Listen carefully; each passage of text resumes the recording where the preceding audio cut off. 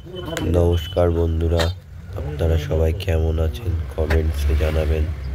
আজকে আপনাদের দেখানো হবে কি করে ডাইস তৈরি করার আগে মুখ কাটিং করা হয়।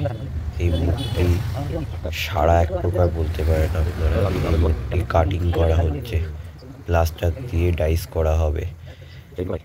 তার আগে আমরা এই মুখটি তৈরি করে নিচ্ছি কাটিং করে, মানে পুরোনো মুখ থেকে নতুন একটা মুখ আমরা তৈরি করছি নিজের পছন্দ মতন। এরকম আপনারাও করে নিতে পারবেন।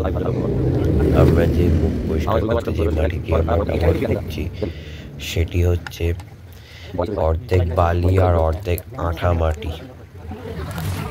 সেই মাটিটি মিশিয়ে আমরা আর চেয়ারি কাঠি, যে কাঠিগুলি ব্যবহার করা হচ্ছে এগুলির নাম চেয়ারি কাঠি বা কাম কাঠি, এক একটা জায়গায় এক এক রকম নামে চলে।